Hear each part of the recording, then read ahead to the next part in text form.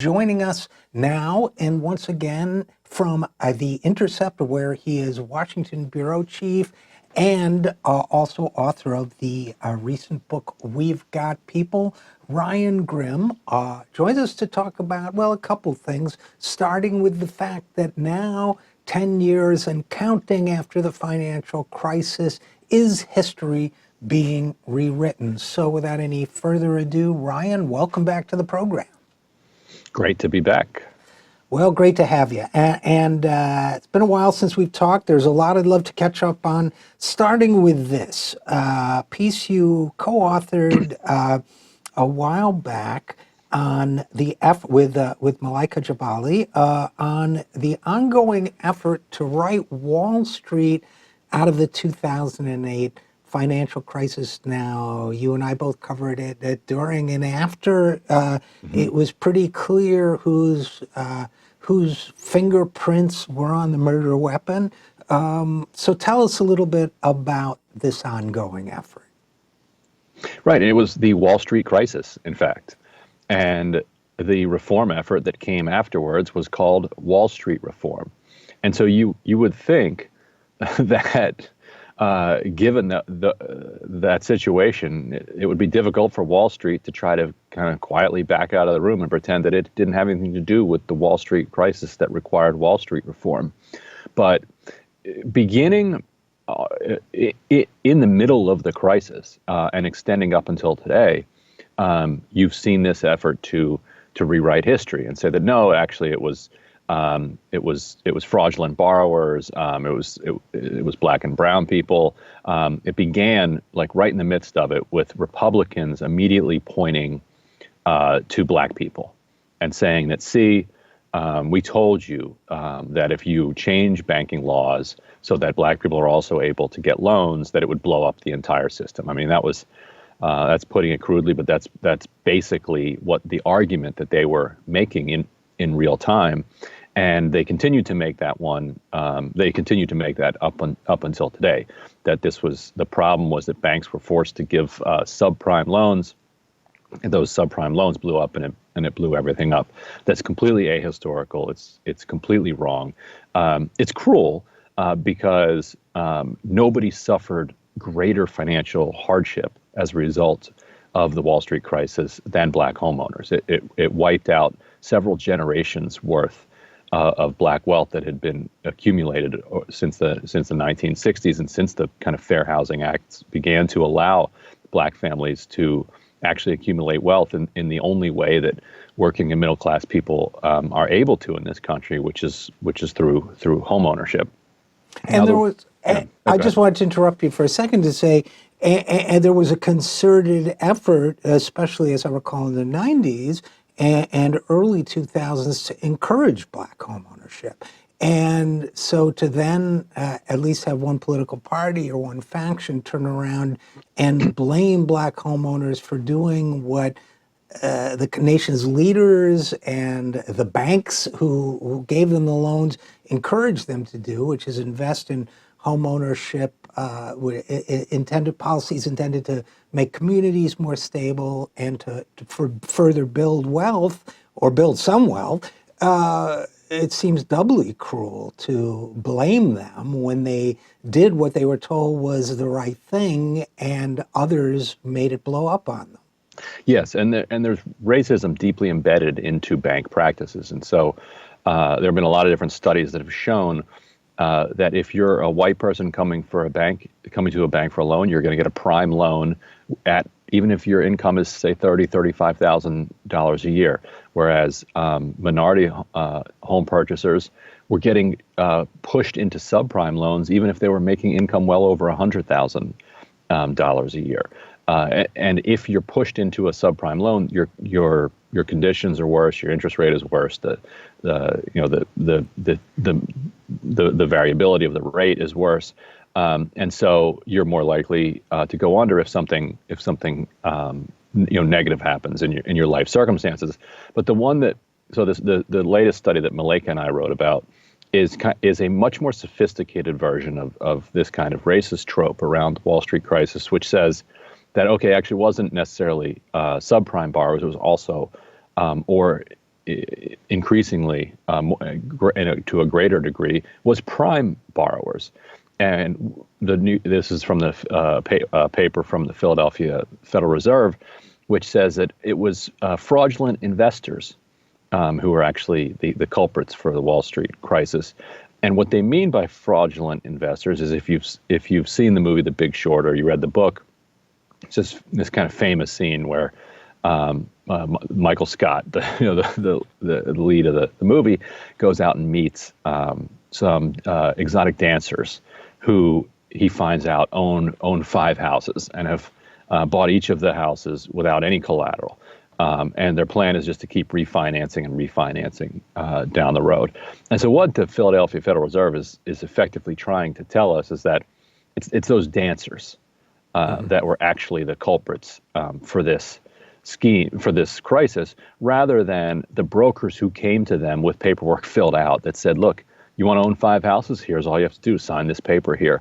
Or the banks who were the benefactors of these brokers, who were basically deploying fraud to create artificial demand for these mortgage products. We all kind of know by now what they were doing. They were slicing them up and securitizing them is the word that they used. What the real word there is kind of fraud. They were taking something that was a risky loan, and they were labeling it as no longer a risky loan because it was cobbled together with a bunch of other risky loans. That never made sense. It was utter fraud, and of course, when they started to blow up, they all blew up. And so it's just part of this whole kind of ideologically driven effort to say that the borrowers, the people who accepted the money, were the victims here. And in the story, Malek and I kind of compare it to saying that a student at a for-profit college who was defrauded by that college, they're the ones who were they created that problem. They're the culprits for the student lending crisis. They're responsible for the kind of the rampant for-profit college fraud. And the reason that you'd want to make that make that determination, because if that's true, then that student is still on the hook for their loans. Right. And if it's the borrower's fault, then they're on the hook for the loan. You don't need to regulate the banks. You don't need to put the bankers in jail, and you don't need to give any relief or do anything programmatically to try to help people facing foreclosure. Well, Ryan Grim, I have questions. I have a couple questions. Question number one, it's really more of a postulate, I guess, is to believe that that's true requires, I think, now I haven't read the study, but to believe that that is true, it's necessary to believe that these mega billion-dollar institutions, America's banks, as well as the entire infrastructure of brokers and other intermediaries around them, were entirely incapable of detecting fraud, that they would have if they had any idea, but that they just didn't have the wherewithal to do it. That financial institutions, of mine, whose wealth exceeds that of most countries, just didn't have the resources or the depth of understanding, I guess, to understand that this widespread fraud was taking place. So they're kind of the innocent victims in all this. Am I mischaracterizing? Well, so not exactly, but you're right. But what's going on here is an interesting example of the way that kind of the economics profession operates in an ideological fashion without appearing ideological, because the paper doesn't actually make an argument that Wall Street is not responsible ultimately for the Wall Street crisis. And if the authors were here, they would say, look, all we did is we looked at the entire spectrum of homeowners who went under as a result of the financial crisis, and we just tried to measure how many of those homeowners obtained their mortgages fraudulently. And by fraudulently, they mean they suggested in their paperwork that they were going to live in the house when they weren't actually going to live in the house. Because if you say it's going to be an owner-occupied home, you get a nicer mortgage, you get lower payments, and so they're not exactly writing an essay and making an argument, but what the conclusion at the top would say, fraudulent investors, drove the financial crisis by being the kind of leading explosions. They were the loans that blew up at the highest rate, and so you have to have a more systematic or systemic view to say, well, okay, but why did those investors get those loans in the first place? And the economics profession is saying, I don't know. That talk to the sociologists. Talk to the politicians. All we're giving you here are the numbers and the analysis, but of course that's not what's going on. What's going on is you're getting, an ideologically driven argument, but shorn of its ideology, which makes it so powerful, because you just look at it and you think, well, this is just a neutral, objective look at what was the actual cause of the crisis. Well, what you're describing, in a sense, describes much of the economics profession in a nutshell, which is ideologically driven, but with the presentation that makes it look objective. So that's thought number one. But thought number two is, oddly enough, I'm all in favor of economists deferring to other fields of expertise, sociology, political science, whatever, when it's appropriate. I frankly wish they'd do it more often. But in this case, it seems to me that there is a very clear explanation for why banks would not examine these loans or question them, which is that it's in their economic interest. As economic actors, they benefit by taking on loans that may very well be fraudulent, or by having inadequate screening mechanisms or whatever. So I would think, at a minimum, an economic study on this topic would include the fact that the banks had no incentive to screen for this and an incentive not to, therefore that contributed to the crisis. So I guess what you're saying is, if you accept my interpretation there, is that by omission, as much as anything else, there was a footprint of ideology in this report. Right. Yes, that's exactly how it unfolds, and that's how they have very slowly been resetting the conversation in policymaking circles about where the responsibility lay for the financial crisis. And of course, if that is the case, Ryan Grim, if the responsibility, in fact, I suppose we could argue there's a little bit of progress, because they're not blaming black people anymore. Right. They're blaming, exotic dancers or whatever. But basically, if the blame doesn't lie with the banks, then the banks don't need to be reformed. If the banks don't need to be reformed, there are a lot of people who benefit from that, but not the people as a whole. So this is not any special ideology having to do with the Philadelphia Federal Reserve Bank being more or less conservative than others. As I listen to you, it sounds like just standard economic free market ideology. Is that fair? That's right, and it was a working paper that the Philadelphia Fed is not endorsing, or not. It's one of those papers where they say, we funded this. We don't necessarily agree or disagree with the views expressed in this paper, but it's in line with all of the other kind of research, both academically and in the Federal Reserve, that's going on. Although there isn't much difference between academics and the Federal Reserve in practice.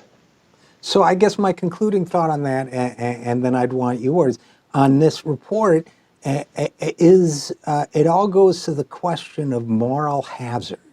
And we constantly hear, we heard in 2010 that nothing much should be done for underwater homeowners because that would create moral hazard. That is incentive to borrow when you know you may not be able to pay. We heard nothing about moral hazard applied to bankers, that if you enrich yourself by by issuing unreliable and bad loans and misleading people to buy them off you, which is fraud, at least 2 counts each for each mortgage, then nobody talks about the moral hazard of bailing them out Right. if that damages their institution. Is that fair or unfair? No, that's fair. And they love, love, love, love, love, love to talk about moral hazard as it relates to homeowners and to penny ante investors like the exotic dancers. But they ignore the concept when it comes to bankers. And the ironic part is that you could probably get a lot more bang for your buck by applying the lessons and the ideas around moral hazard to bankers than you could to borrowers, because borrowers, if they see a money chase on, if it's the Wild West and everybody else is getting a free refinance and getting everyone else is being told to fudge their paperwork and nobody's getting caught, you'd have to start busting a lot of people for people to start believing that there was some danger in their participation in that. But with Wall Street bankers, you put a couple of those guys in handcuffs and walk them out of their building, with a perp walk. You could change the whole culture because that they know where the lines are, and they know when they've gone over them, and they know when they're not going to get punished. And they start to feel like if nobody's going to get punished and everybody else is going to break the rules, then if I don't break the rules, I'm going to lose. So I have to. But if you crack down and actually enforce the law, put a few in jail, took a few banks over that were acting corruptly or going underwater, I think you would change behavior in a much more significant way on Wall Street than you could among regular people who really respond to supply and demand much more than they do so to kind of law enforcement threats. Yeah, absolutely. I think that's exactly right. And again, we're talking with Ryan Grimm, Washington Bureau Chief of The Intercept and author of We've Got People. And Ryan, before we move on, I'll just share with you my personal definition of moral hazard is used by policymakers and bankers, which is, any benefit or any policy or action that might benefit a group to which I do not belong. I mean, I think there's essentially this sense that moral hazard, as you said, gets used to talk about other people, but never about the people who might employ economists or the bankers who fund the politicians who use the term or whatever. So it's always the other guy. Right. And what about the moral hazard for economists who are always getting things wrong and never suffer any consequences? You're right. It goes much further than it's thought of.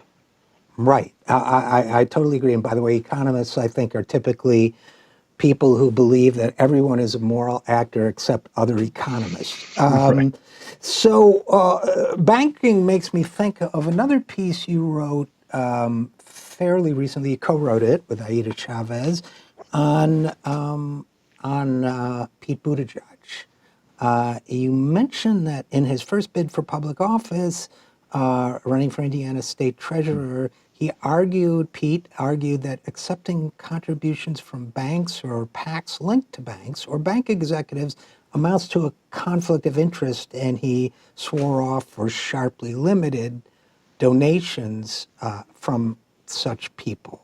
And I think the point of bringing this up is that it represents break, if not in stated intention, then in actual practice in terms of his presidential campaign. Is that true?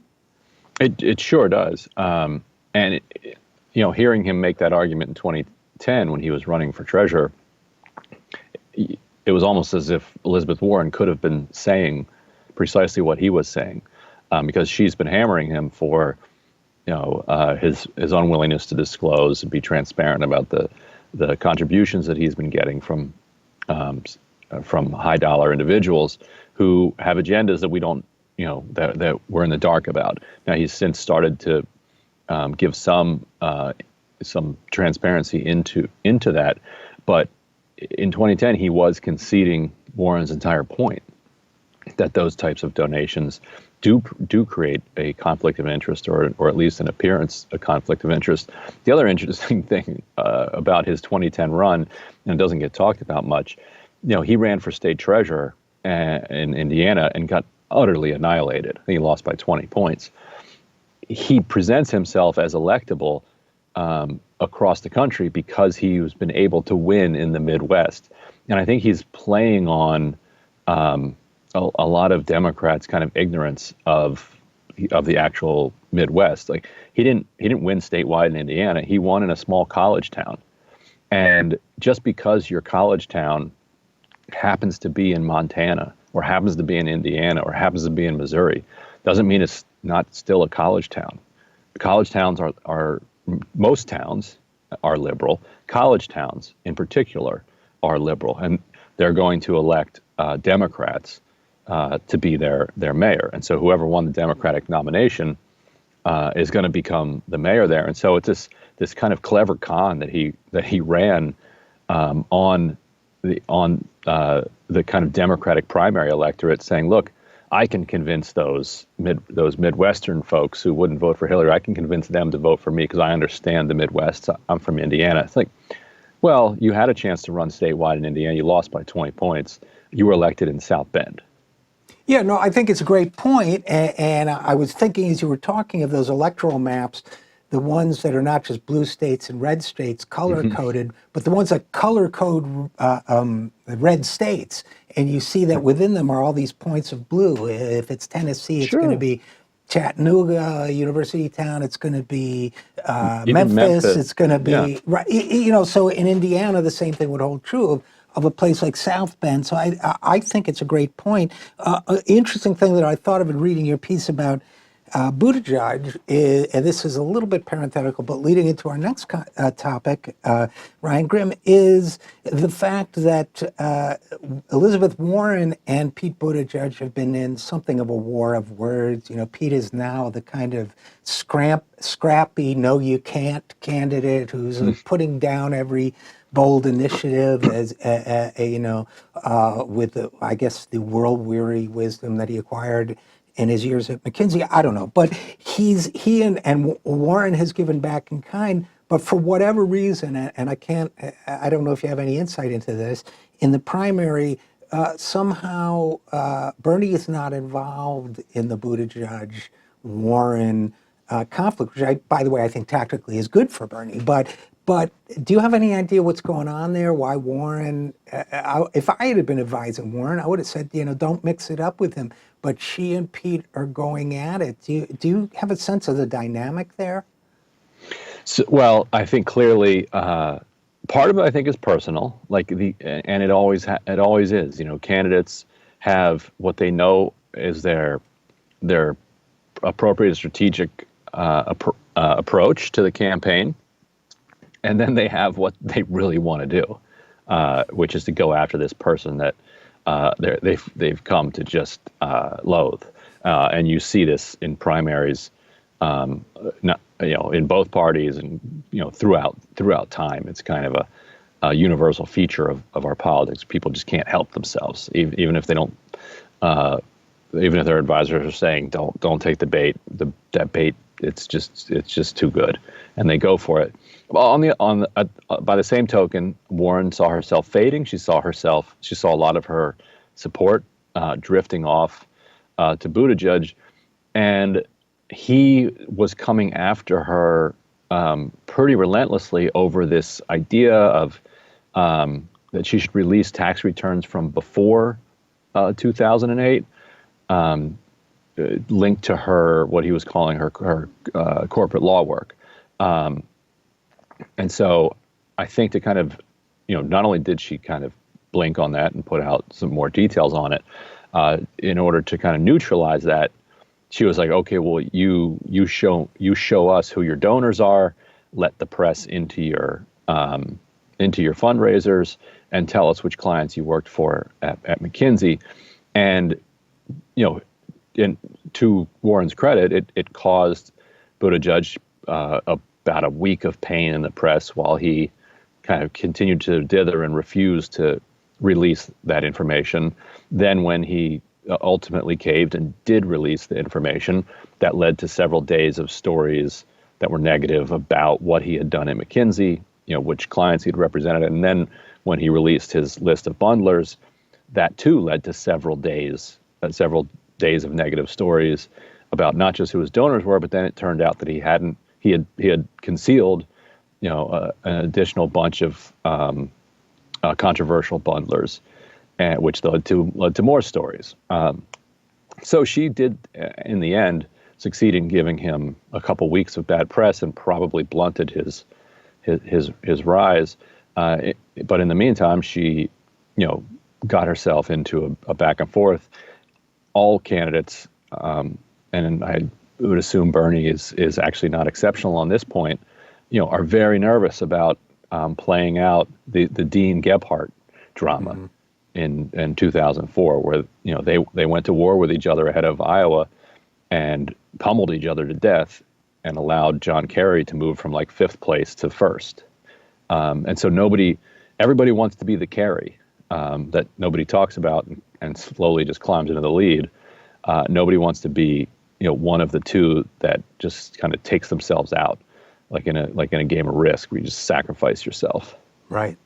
And again, on Ryan Grimm, I guess I would also say, I mentioned that I think Bernie makes out well in this case by not being what you just articulated. But at the same time, I know you had some thoughts on the fact that there is, his opponents, some of them dismiss it, but there is clearly, in my opinion, a Bernie blackout phenomenon where Bernie doesn't get coverage. Bernie gets overlooked in lists of leading candidates or placed down the list, or the stories are overwhelmingly negative if they're written at all. But you had an interesting take on it, if I recall correctly, which is that that may be helping you. Look, I mean, ideally, I think a candidate would want, fair and equal coverage. That's the ideal scenario for a candidacy. That's never going to happen for a Democratic Socialist who's trying to kind of upturn the entire system. And so, given that that's not going to happen, and given that it's not happening, that when the media does cover Sanders, it's not uniformly negative, but it definitely tends in that direction more than for other candidates. And there are studies that show that to be the case. Then perhaps the best he can hope for is that they just don't cover him. And so, if he can continue rising in the polls, he's at 20 roughly now in the polling average, and he's in 2nd place. If he can climb to the top in Iowa, that will be a huge embarrassment to the media and a huge shock to the voting public, which will say, wait a minute, we didn't even quite realize that this guy was still competitive, and now all of a sudden he won. Let me give him another look, and that could give him a boost of momentum heading into New Hampshire, Nevada, South Carolina, and Super Tuesday that he needs to move from that kind of plateau where he's been to pushing towards the 50% that he actually needs to win. So, they have created a scenario where it could be beneficial to him. You'd have to come up all aces for him, but it's certainly within the realm of possibility. So, Ryan Grimm, if we have a candidate like Bernie who is, in a sense, flying a little bit below the radar of what they call earned media or typical standard media coverage, I think that obviously ground game and organization have a lot to do with it. And is my understanding correct that you got a story coming out on the Bernie campaigns? Is it their field strategy? Yeah, I mean they've gone heavy into field organizing and building an infrastructure that allows their millions of supporters to become not just active members of the campaign, but productive and helpful members. And so it's kind of taking Sanders' strategy that he used to win his mayor's race in Burlington, and then after that, to kind of beat back the local Democratic machine that was trying to thwart him, going door to door and inspiring people and dragging them to the polls. He's testing the proposition of whether you can take what he did in Burlington to a country of 330 million people, and it's an open question, but they're absolutely investing an extraordinary amount of their resources into it, and they're really taking their rhetoric about expanding the electorate seriously. Interesting. And this is something of a departure from their last time around, which I participated in, but that's my conclusion. Is it? Is that in fact correct? Yeah, I think you're right, and you would know better. But the 2016 campaign was, aside from what it stood for and its fundraising strategy of relying on small dollars, was pretty traditional. Raising money, hiring field staff in the first 4 states, and buying TV ads in those states. That's the standard campaign playbook, and that's the playbook that they ran. Now, they ran it quite well. You were on a high quality campaign. Even today, you can remember some of the ads that the campaign produced back in 2015, 2016 that left such an indelible mark, and went viral, and by going viral, energized and inspired people, and also raised millions of dollars to make sure that you can get them on TV in a kind of self-fulfilling kind of positive cycle.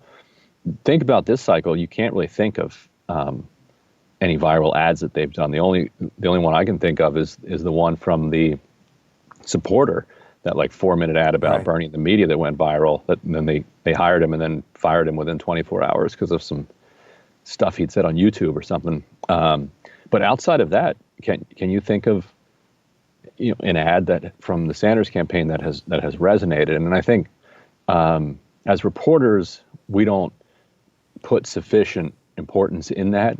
We're more interested in kind of the horse race, but for the average voter, the way that they interact with a campaign is often through television ads. Television ads and obviously social media, and the overlap of the two, which is when television ads get distributed through social media, as a couple of those ads did. Yeah, I can't offhand, I mean, it's still fairly early in the process. I can't think of spots like the America spot or, the Simon and Garfunkel song that have had quite the same impact, or even close to the same impact yet, but it is early. I mean, the thing that I think will be interesting to watch from the communications side going forward, the 2016 campaign had a really interesting relationship that evolved into place between the campaign itself and the people outside it, and the ideas as well as the content that they produce. Now, you have that one video you mentioned this time around, but things like Feel the Burn, Not Me Us, I mean, certain hashtags, certain themes, just the sheer number of songs that were written and videos that were made, none of which had an individual impact, but which collectively conveyed the sense that there was tremendous energy, new energy here. I think it was a big deal, bigger than people give it credit for last time around. So I'm still waiting to see whether that develops. Right. Yeah, and one thing that helped that was the number of large rallies that they had. And this campaign made a decision that they were going to mostly eschew these large rallies in favor of these smaller, more intimate events where Bernie was going to turn the camera kind of over onto regular people to describe their struggles in this economy. And if when he started to rise, this time was actually kind of in the wake of his massive rally in Queens with Alexandria Ocasio-Cortez. There's something about massing that number of people together that demonstrates strength to both the field and then lifts the morale of supporters as well. And so perhaps if they start, as they get closer, they'll start doing a little bit more of that. Ocasio-Cortez is doing a rally in Vegas on Sunday, which should be interesting for Bernie, which is going to be in all Spanish. Oh, that's interesting. I didn't know this. Well, just between you and me and the many thousands of people listening, I love my old boss. I think that the asking people how the economy is affecting him only takes you so far, and it's not, frankly, that new. So I'm hoping he goes towards a variety of strategies that convey that electricity, that energy, because Right. that's what boosted him the last time around. The sense that this is not just a campaign, it's a movement, and you can be part of it. Right. I think helps him extraordinarily well. So unfortunately, that's all we've got time for. But Ryan Grimm, Washington Bureau Chief of The Intercept, and I don't want to forget, author of the book We've Got People. I can't tell you how much I appreciate your coverage of these issues and how much I appreciate you coming on the program. So thank you. No, thank you for having me.